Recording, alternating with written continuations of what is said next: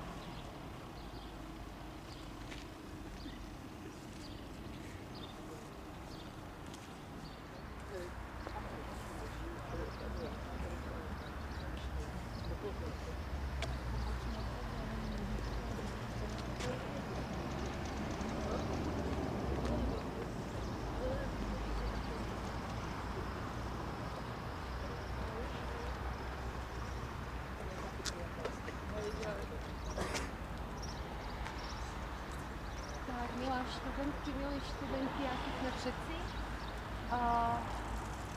otvárame spoločne váš festival aplikovanej etiky. Upozorníme na to, že sa blíži Svetový deň Zeme a že nás čaká jedna výnimočná aktivita.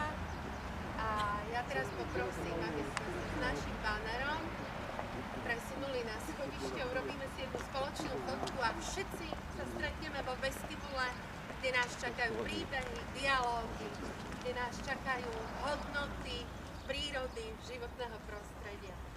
Tak chlapci, vezmite banerom vo vestibule. Dobre? Takže môžeme sa presunúť. Dnešný festival aplikovanej etiky ku Dňu Zeme zorganizovali študenti katedry aplikovanej etiky a študentky pod vedením doktorky Klinkovej. Chceme poukázať na dôležité javy a problémy súčasnosti. Chceme pomôcť rozvíjať vašu morálnu imagináciu a morálnu citlivosť. Vieme, že sú príbehy, ktoré menia svet. Treba ich vyrozprávať tak, aby to boli príbehy dobrého života. Teraz sa vás na začiatok spýtam. Viete, že máme právo na priaznivé životné prostredie? Samozrejme.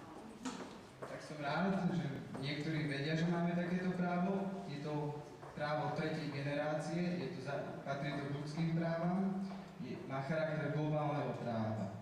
Presahuje hranice, všetky štáty a kontinenty. Dokonca je zakotvené v Ústave Slovenskej republiky. Máme aj právo na informáciu o životnom prostredí. Takže sa zamyslíme. Je miesto na Zemi, kde by sa neprejavilo znečistenie? No, dobre. A napríklad ďalšia otázka. Kedy je Deň Zeme? 22. Výborne, ďakujem. Takže pripravili sme si festival aplikovanej etiky, ktorý nám odpovie na tieto a iné otázky. Obsahom budú príbehy, sú filmy z dielne študentov, informácie, budú prezentácie a dialógy. A teraz by sme festival slávnostne otvorili. Podporili nás žiaci zo základnej umeleckej školy Jána Cikera. A teraz by som poprosil o slávnostné otvorenie Reného Matúša Bachoríka.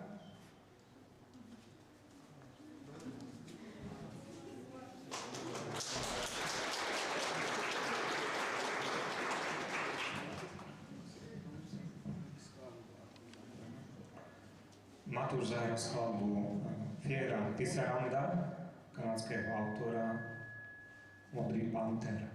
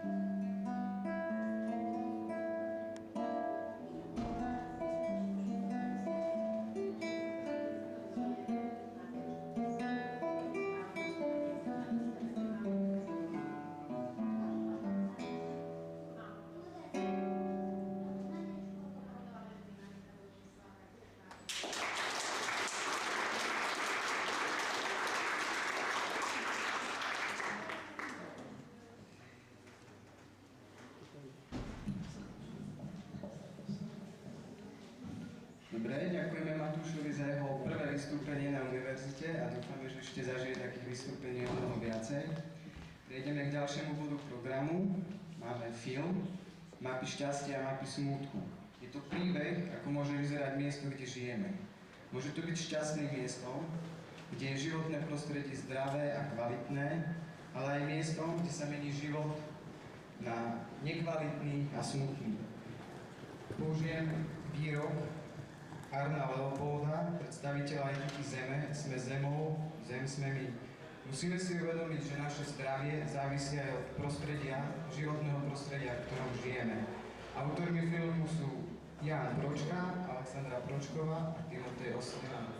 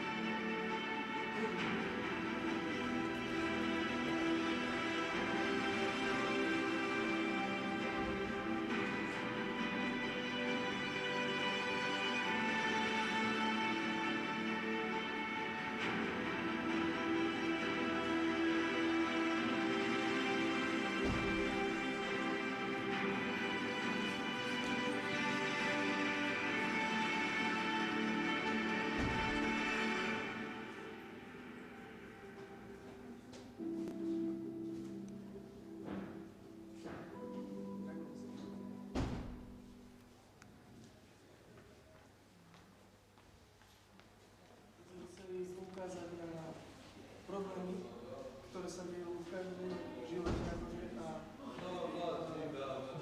zasahujú našu proste môžeme urobiť viac, keď sa budeme takouto tematikou a týmito problémami zaoberať.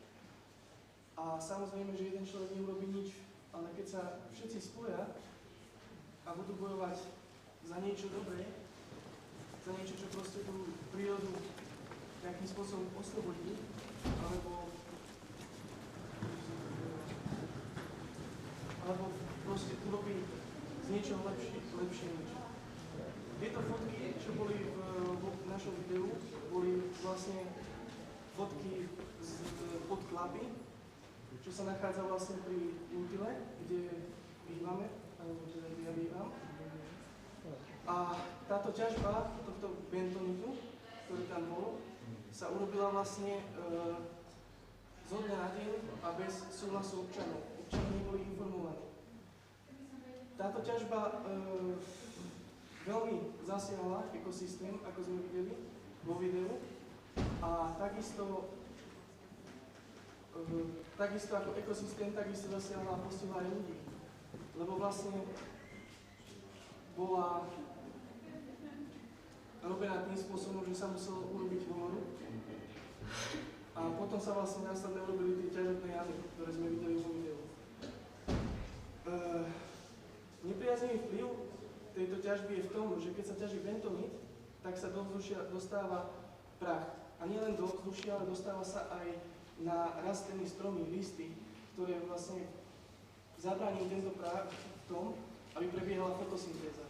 Čiže vlastne rastliny prestávajú dýchať a následne tým pádom asimilačné orgány, čiže listy, ihlice odumierajú a vlastne tým pádom ten strom zahynie, alebo rastlinka.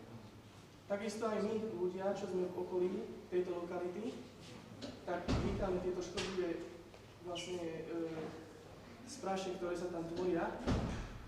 A takisto sme postihnutí týmto pádom tak, že môžeme dostať nejaké dýchacie problémy. Čo sa týka dýchania, môžeme dostať astmu a podobné veci.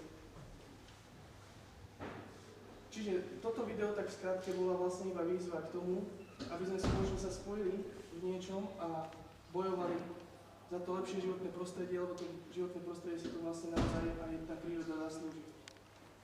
To je asi všetko.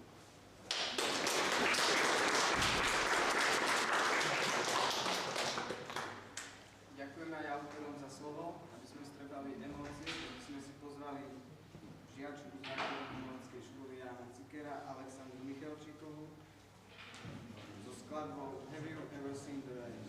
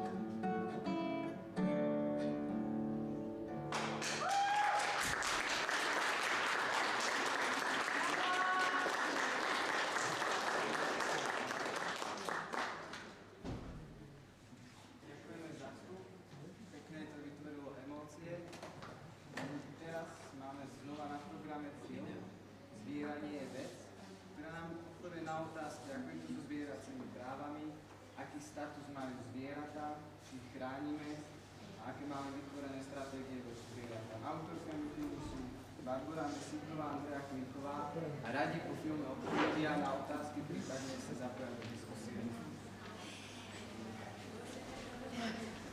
Poď, Barborka. Dúfam, že ma budete počuť, dobre. Dohodli sme si, pôvodne to mala prezentovať Barbora, ale má problém s hlasivkami. Tak som to vzala ja, pretože tu treba prekričať. No a ja sa zároveň priznávam, a veľmi sa priznávam k tomu, že samotný film, za nami ide síce len prezentácia, ale samotný film vás azda pripraví na to, aby ste prišli na stránky katedry etiky a aplikovanej etiky na facebookovú stránku, kde bude film zverejnený. Tento materiál, ktorý vidíte, dala dokopy Barbora, dala dokopy k tomu odborný komentár, vyhľadala informácie, pozrela sa na to, kde sú hodnoty prírody. Samotný film, ktorý bude vyskladaný s titulkami, mám na starosti ja a nie je.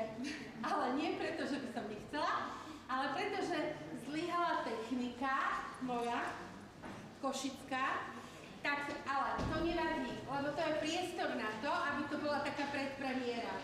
Takže, ak si myslíte, že je v poriadku, ak zviera jazdí na kolobežke, alebo v cirkuse, alebo na bicykli, tak to nie je to jeho prirodzené, nevystihuje to jeho welfare. Ak si myslíte, že zvieratá v batériových klietkách, ako žijú aj u nás na kožušinových farmách, majú dobrý život, tak to naozaj nie je v poriadku a ten život nie je dobrý. Ak si myslíte, že medveď v cirkuse, ktorý tancuje, že sa z toho teší, tak možno netušíte, že medvede sú v cirkuse pripravované tak, pre cirkus, že tancujú na horúcej platni, sú im púšťané pesničky a oni vlastne tým, že tá platňa páli, musia dvíhať nohy a tak sa učia tancovať s Pavlovým reflexom. Ak si myslíte, že náš rezeň na tanieri niekedy je v poriadku, naše zákony sú našťastie také, že to môžeme akceptovať, ale často k nám prichádza mäso a mäsové výrobky z takých krajín, kde je to veľmi zlé. Transporty zvierat, ako upozorňujú nielen aktivisti, ale etici. Peter Singer, ktorý sa venuje oslobodeniu zvierat a etike zvierat, nás upozorňuje na to, že máme naše ľudské stratégie také, ktoré naozaj nie sú v poriadku a za zvieratami hospodárskymi, divoko žijúcimi, ale často aj domácimi, spoločenskými zvieratami sa často podpisuje veľké utrpenie. Ich život nemá z welfare, teda s tým blahom, tak povedané aristotelovsky, nič spoločné. Často zažívajú celý svoj život neuveriteľnú nespokojnosť. Barborka, chcete ešte niečo povedať? Nie, nepovedala som toho veľa. Napríklad tieto tigre sa často chovajú v kláštoroch dokonca a sú permanentne dopované liekmi, aby sa pri nich ľudia mohli fotiť. Za drezúrou zvierat v cirkusoch je neuveriteľné utrpenie. Samozrejme, vo filme máme tie oblasti tak naozaj zmapované a je to také systematické. Ja teraz len poukazujem na to, ja budem naozaj len tá technička, všetok materiál spracovala Barbora a ja jej za to ďakujem. Ten film si budete môcť pozrieť, bude to z dielne krátkych filmov a bude naozaj o tom, aké sú naše ľudské stratégie, aká je hodnota zvieraťa a čo môžeme urobiť my. Akú úlohu má vlastne etika zvierat. Takže verím, že začnete chodiť na našu stránku ešte častejšie než doteraz, že sa začnete o naše iniciatívy a aktivity študentov ešte viac zaujímať. A to je asi tak všetko. A ja poprosím len krátku ukážku, aké filmy, kde sa môžete o tejto problematike dozvedieť viac. Veľmi krátučká ukážka v dielne takých krátkych filmov, môžeš nám to pustiť. A tak, ďakujem.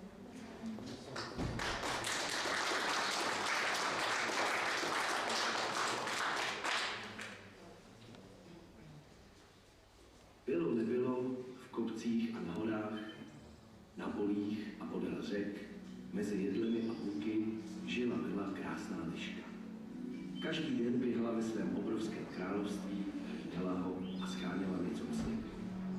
Měla svého věrného druha, se kterým se potkávala, aby si hráli a jednoho dne přivedli na svět další malá lišťátka.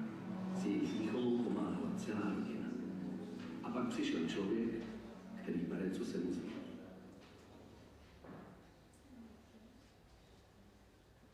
Toto je jedna z 12 kožešinových farem, které dnes fungují v České republice. Zvířata jsou zde odsouzena k životu plnému strachu, bolesti a strádání. Jsou uvězněna v malých klecích, které jim někdy neposkytují ani ochranu před nepřízní počasí. Čím větší zima, tím kvalitnější kožešin. Lišky mají brodné tlapky jako psy. Pohyb po pletivu nebo mřížích je pro ně obtížný a bolestivý. Stává se, že mezi mřížemi uvíznou. Utrpení na kožešinových farmách začíná už narození. Zvířata se tu rodí i umírají. Všechna mláďata chtějí poznávat okolní svět, běhat, hrát si a dovádět. Člověk jim ale určil úplně jiný osud. Lišky a norci by za svůj život v přírodě naběhali tisíce kilometrů. V klecích pro sebe nemají ani metr čtvereční. Marně se snaží uniknout svému vězení.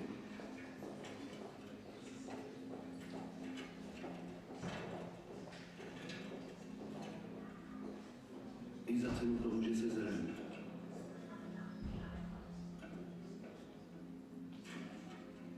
Z nudy, strachu a frustrace se u zvířat rozvíjí stereotypní chování. Podle odborníků je to jasným důkazem špatných životních podmínek. Laicky řečeno, zvířata se zblázní.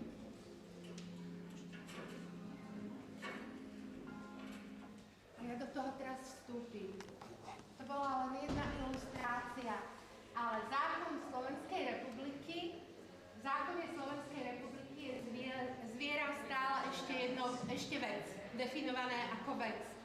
A ja vás teraz chcem poprosiť, aby sme to uzavreli, tú našu ilustráciu a to, že sa máme o to zaujímať, že nemáme kupovať kožušiny práve a že norok európsky, ktorý žil aj na Slovensku, dnes žije. Ale kde? Na kožušinových farmách na horách. Na jednej strane ho chránime v zoologických záhradách, na strane druhej ho chováme presne na takýchto kožušinových farmách. Nezdá sa vám to také rozporuplné? A preto vás teraz chcem poprosiť, urobme taký spoločný záver tomuto bloku. A ja vás poprosím, pridajte sa ku mne, takže zviera. Tak ešte raz, zviera. A do tretice, zviera. Povedzte to komu môžete, povedzte to vláde, povedzte to starostovi, povedzte to vašim rodičom, povedzte to priateľovi, že zviera nie je vec. Ďakujem.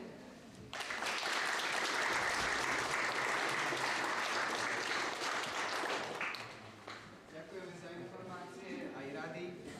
Teda rád by som zistil názory niektorých ľudí alebo niekoho z vás, ich vzťah k prírode, ich postoje, aké ich máme, teda vás musím vyspovedať. Počul som, že študent Patrik Miši a Timotej Ostrihom sa aj zúčastnia tohto výsluchu a ako vyučujúca je doktorka Andrea Klimková. Tak dobre, ja ich podporím, áno. Ja som tu ako morálna podpora.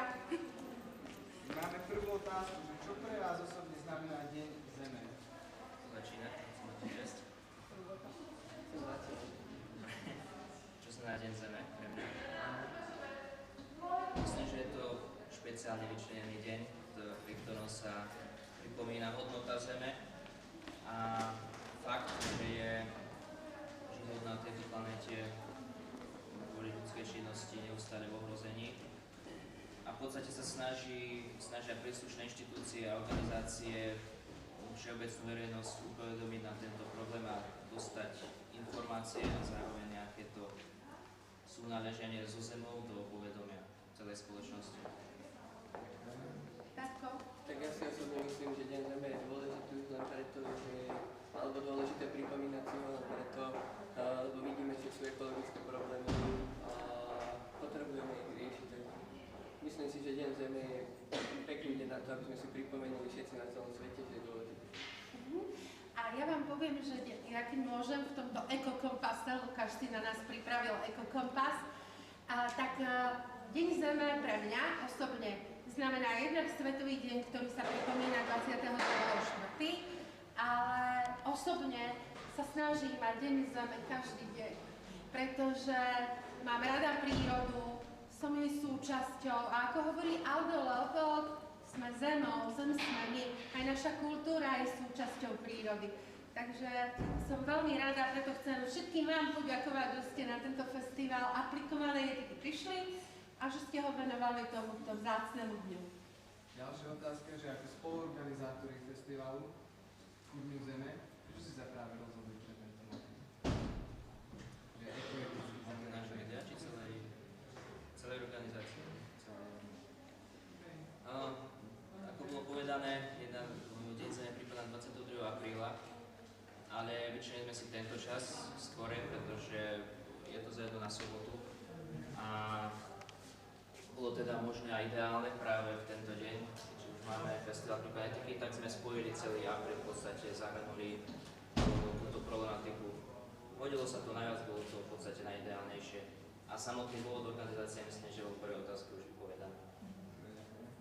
Ja si myslím, že ekoeticky aj preto, lebo ako som už povedal, máme mnoho ekologických problémov, na ktoré sme aj dneska upozornili a keďže sme aplikovali etici, tak sme chceli aj nejakým prispieť k tomu riešeniu, alebo ako by sa dali aj takéto podobné problémy riešiť.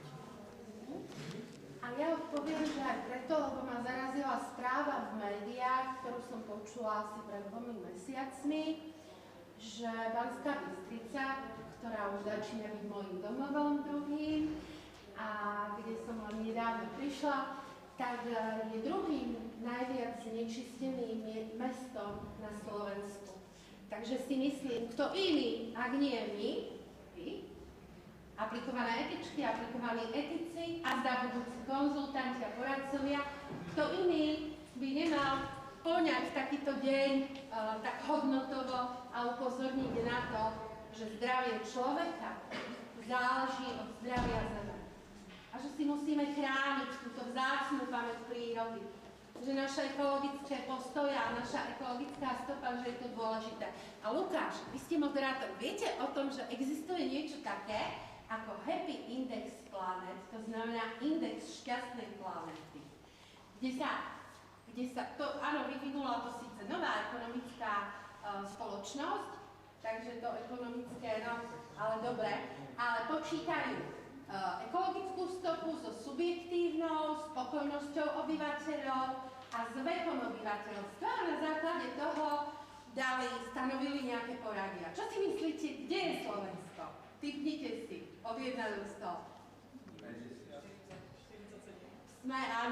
Sme skoro správne, sme na 48. alebo 5. mieste, niekde tam, medzi 40 a 50. Takže máme čo naprávať. A na záver, ako ste budúci odborníci z Prečnej etiky, vaše rady pre ostatných ľudí, ako sa správať? Jednoduchosti. Čo myslel som len tak to má záujem o ekologické nažívanie a začína sa to objavovať. Sa snažia triediť a podobne ľudia, tak v podstate snažiť sa čo najviac domácnosť viesť ekologicky. Keď sa poriete napríklad do Rakúska, tam ich štát tomu určite spôsobom nutí. Ak zistíte nejaké informácie, tak môžete si všimnúť, že ak stovky miliónov ľudí na svete by určitým spôsobom okresávala tú svoju spotrebu a snažila sa čo najviac šetriť určitými zdrojmi, tak by určitá ekologická náprava bola možná. Ale ak chcete ísť ešte ďalej, v tom prípade, aby celá Zem naozaj nejaký celý proces sa niekam posunul, tak trebalo by do toho zahrnúť aj v podstate štátne elity a nadnárodné spoločnosti a v podstate by trebalo globálnu civilizáciu, ktorá je postavená na ekologických základoch, začať budovať. A ja vám môžem do toho vstúpiť. A my už máme environmentálnu politiku, to znamená také tie nástroje a aktivity, ktoré sa o to starajú, ale poviem len jedno také heslo, ktoré si môžeme osvojiť. Myslí globálne, konaj lokálne. To znamená, myslí na to, že klimatické zmeny nemajú hranice. dotýkajú sa aj toho v Afrike, aj toho v Južnej Amerike, ale zároveň konajú lokálne, tu, na tomto mieste, tu, kde žiješ. Ale ja som tým vlastne dopovedala, lebo Patrikovi sme nedali tak slovo. krátkosti, že každý z nás si myslí, že môže prispieť len tým, že nebude odhadzovať odpadky kade po zemi. Budeme či len separovať, a myslím si, že to je len cesta tým, že každý z nás na to nejakým inšpektorom. A môžem ešte povedať ja niečo. Mám takú moju tajnú túžbu. Predstavte si, vo Švédsku teraz otvorili celý obchodný dom, kde sa nepredáva už žiaden nový výrobok, ale všetko, čo je dopravené, alebo repasované, alebo jednoducho posunuté. Švédsko je jednou z tých krajín, o ňom vieme, že má výbornú recykláciu, až 95% všetkých svojich odpadov dokážu opäť recyklovať. A myslím, že to je cesta, lebo to znamená, že nebudeme vyčerpávať ďalej tú hodnotu prírody, ale budeme používať to, čo už raz bolo vyťažené, čo sme si už raz vzali. No a decká, na čo sa sústredíme? Na tie naše krásne slovenské hodnoty. Tu na našom, chráňuje si aj naše lesy, vedia apríl mesiac lesov, aj to naše okolie. Asi toľko. Moje odporúčanie. Ďakujem za odpovede na moje otázky. A ešte som ponechal pani doktorku Klinkovú, aktivistku, autorku festivalu a držiteľku ocenenia Košičanka roka za dobrovoľníctvo a ochranu zvierat a pripravila si svoj vlastný príbeh, ako sa stať ekolídrom kamínom. Áno, ja som dovolila Lukáša požiadať, keď stával tento festival, či môžem nakoniec povedať to, čo môžete urobiť vy, alebo ako sa môžete stať ekolídrom, chemlídrom. Tu sa vám budú premietať vo filme obrázky rôznych táborové. Každý z vás môže pripraviť nejaký ekotábor, ekoaktivitu. Tento festival bol vlastne pre vás návodom na to, že neexistujú hranice. Môžete sa dať dokopy, môžete pripraviť festival, môžete pripraviť nejakú podpisovú akciu, petíciu, lebo je to jeden z nástrojov občianskej spoločnosti. Môžeme pripraviť ekologickú letnú školu. Môžeme urobiť detský letný tábor, kde budeme hovoriť o tých hodnotách prírody, kde naše hry budú zamerané na prírodu. Ekolídrom sa môžete stať vo svojej obci. Veď Pročkovci, ktorí natočili ten náš krátky film, vám vlastne ukázali, že je správne sa zaujímať o to, kde žijem, aké je to prostredie. Čiže na záver už len toľko. Dôležité je to spájanie sa, nebáť sa, nájsť takú tú odvahu, ktorá k tomu patrí a hovoriť o tom, dať sa dokopy. Nie nadarmo sa hovorí, že jeden môže urobiť naozaj veľa v tom svojom okolí, ale ak sa spojíme, a dnes sme to v tom našom kruhu v symbolickej planéte Zem mohli vidieť, že je nás naozaj veľa, vás, aplikovaných etikov a etičiek. A ja pevne verím, že týmto síce krátkým festivalom sme upozornili a ešte potom poprosím dievčatá, ktoré si pre vás pripravili aj vôbec pre celú akademickú komunitu také nejaké darčeky, malé magnetky a obrázky a kalendáriky, tak dievčatá, poprosím vás, rozdajte to aj našim a skúste ich posunúť ďalej s nejakou peknou vetou, že som z katedry etiky a aplikovanej etiky a dávam ti túto magnetku vo Dňu Zeme. Čo vy na to? Tak, Lukáš, poď, ja vám odovzdám slovo na záver, lebo ja som rozprávala už veľa. Ďakujem, už naozaj sa jedná o slovo na záver. Chcem sa všetkým poďakovať, kto pomohol pri organizácii, kto sa zúčastnil a každý, kto bude ďalej posúvať naše hodnoty, zameranie festivalu a dúfam, že keď odídete, tak sa zamyslíte nad tým, ako lepšie sa starať o životné prostredie a ešte niekoho zvanárite, aby sme mohli to životné prostredie oddať aj budúcim generáciám. Ďakujem vám.